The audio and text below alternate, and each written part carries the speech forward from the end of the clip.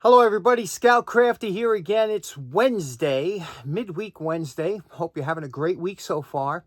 Couple things to talk about today. Today we're going to kind of winging it for this show to see what we can fill in. I got a project that I think might take it's definitely going to take more than one day. So we're going to try and hopefully get that done by the end of this week. And I'll tell you why when you see it. Quick fact. You know that sometimes you see me throw in this flag footage at the end of the video, and I want to tell you a quick fact about that. When you see that flag footage, that's filmed the day that, like that was filmed today, the one you just saw. I film it every time you see it's a new footage. And when I go out to fill up the water bowls for the animals around every morning I get up and I fill up all the water bowls for the possum, the raccoons, the cats, there's a bunch of water bowls that they all got to get fresh water, the birds.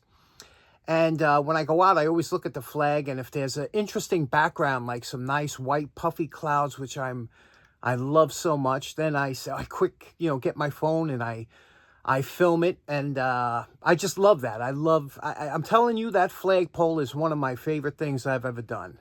If I had it to do again, though, I'd make the type that folds down, instead of the one that's in the ground. But I'm telling you, can't beat a flagpole. I just love it. And another interesting fact is sometimes you'll see my neighbor who had the same flagpole. She's 90 something years old, and I put the flag on her pole. So her, every day there's two flags up on my block, and they're both mine, but I put it on her pole, and it's there all the time. So it's a really nice sight. Anyway, let's get right to it. We should have a good episode today. I'll work something out. Let's get to it. Okay, now let's talk about one of the shows that I enjoy going to. I really do. It's in Connecticut. It's called Zagre Farm Museum. It's coming up Saturday, as a matter of fact. This Saturday, if it don't rain, I will be there. Fantastic show in Connecticut, and I meet up with a couple guys. Rick meets up there. A few guys meet up there. Brian's going to be selling there. But my buddy Ken shows up there. And you've seen Ken before on the show. And Ken brought a bunch of stuff down for me. Real generous guy. But one of the things Ken's brought is he had this. He actually uses this. It's his hedge trim. And he says, "Hey, John, you think you could maybe turn a couple handles on your lathe?" And if you know me, any excuse to get on the lathe, you don't have to twist my arm, right? So I said, absolutely. But, I kind of put this project off because it's harder than it looks. These handles, it's easy to turn this shape, no problem.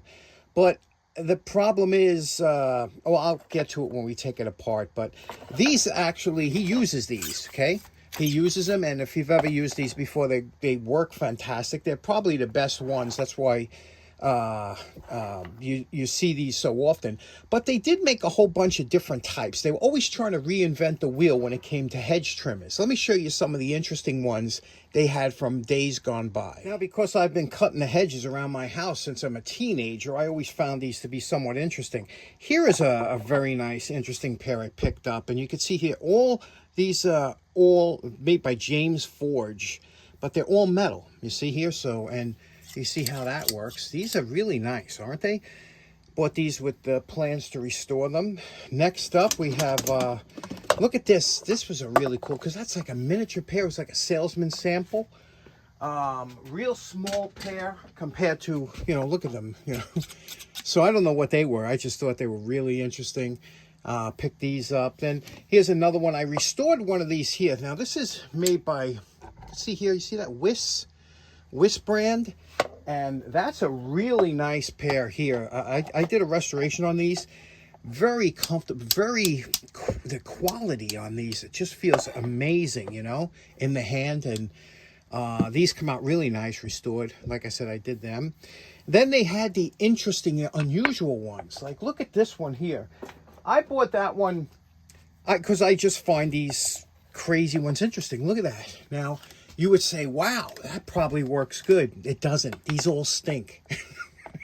They all stink compared to the regular ones, but this is like gimmicky, like I probably would have bought one of these back in the day if they was, I was like, wow, I can cut 3 times as many because, but it doesn't work. It's just, they're all gimmicky. Anything with these multiple jaws, they just don't work right.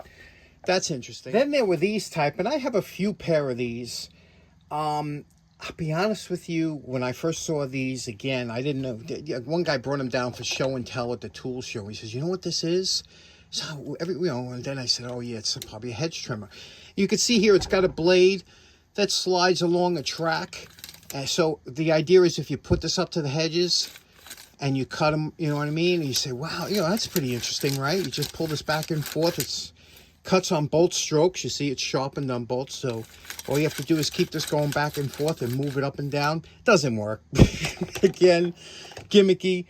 But I have a few of these, and I'm sure these weren't cheap because, look at all the, the intricacies. It made roller bearings here, and, this was bronze. There was a lot of stuff going on here, but, doesn't really work well. Now, these were my great-grandfather's. These are actually mine, and you can see this is the ones I use. Listen to that sound. If you do any kind of hedge trimming, but these are the ones I use. And what's interesting about these, this one's got the little... You see this little cutaway here? That's if you get like a stubborn branch or something, or, a little thicker one. But, they work good. Here is a modern pair. Okay. These are made by Fiskars. See? And, now these, they have a somewhat of a compound action on here. You see here?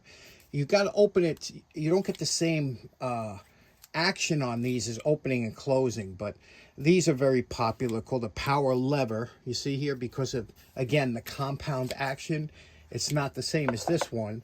You see how wide that opens? See, that opens almost like past 90 degrees, where this one here, that's full open. See what I mean? So, but it gives you more leverage, and it has this little buffer, so you don't get that clacking.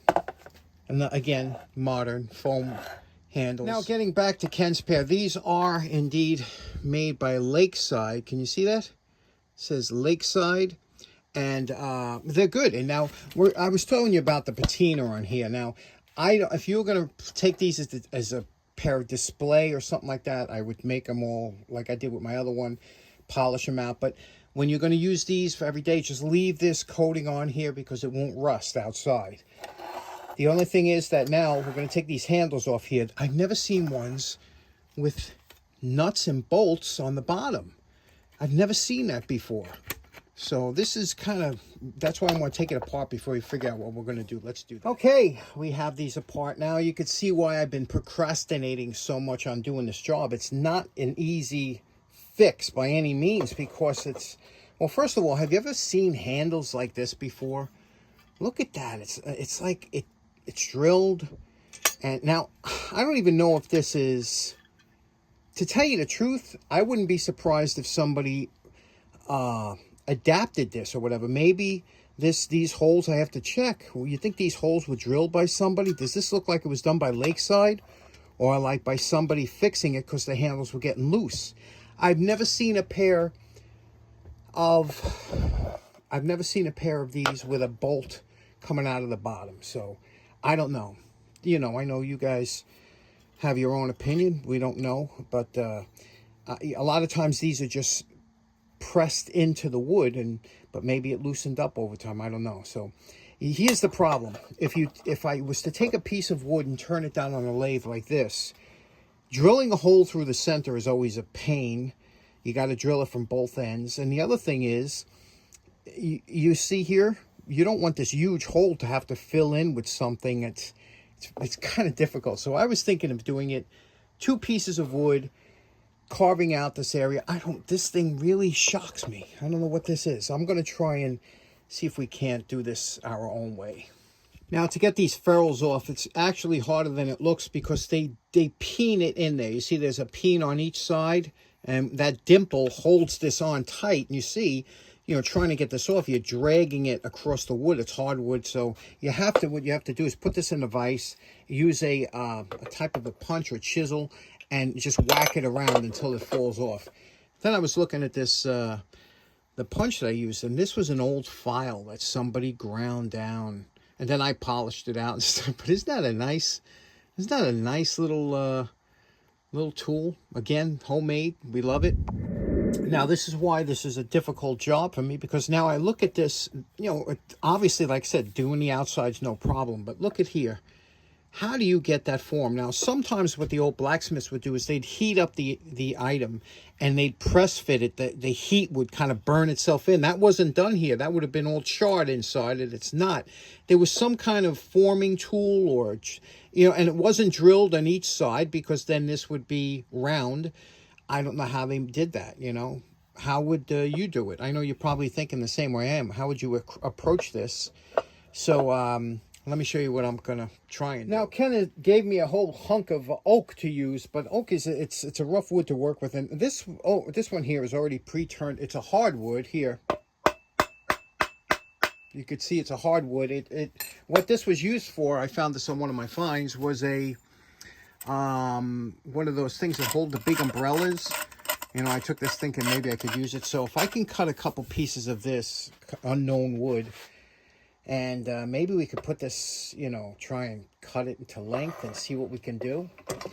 Here's where you really start winging. Okay, we have 2 pieces cut to length. Now we have to try and drill a hole through. It's always tough to drill a long hole through to try and get through the middle. That's why you drill it from 2 ends and hopefully meet.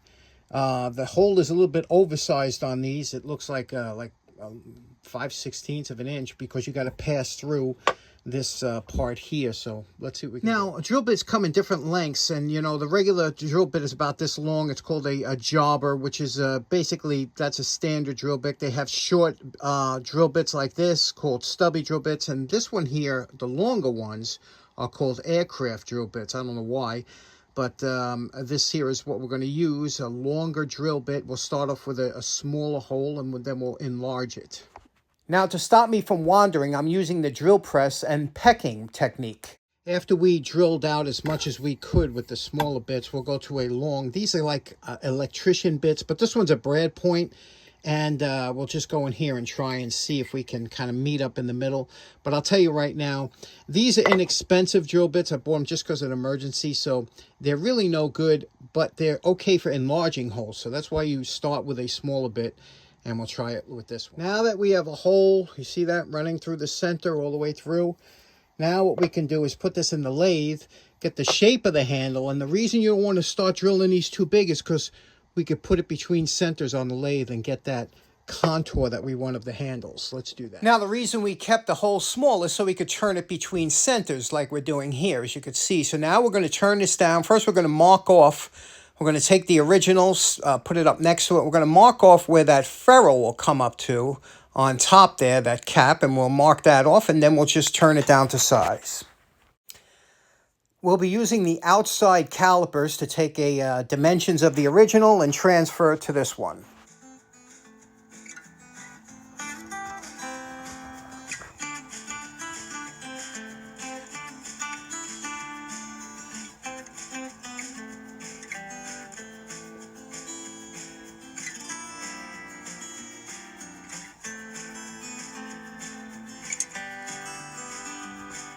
Okay, now you can see we're going to have to drill this larger here. There's got to be a bigger center hole here because this whole contraption has to fit through it. But you can see we turned the 2 handles down, and again, you know, so now we can enlarge those holes, but you needed to have them small for when you're turning them between centers. So these are nice. Now we'll finish up with these.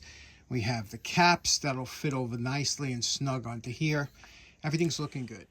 Now here you could see after we just went over it with the wire brush, this is what it looks like. Ken wants to keep it a ridge. This is what it looked like before. You could see the rust and everything. Ken wants to keep the original finish on there because you can keep it in the garage. It won't rust, so we'll do that for him. Okay, so in closing, what we have here is a two-parter.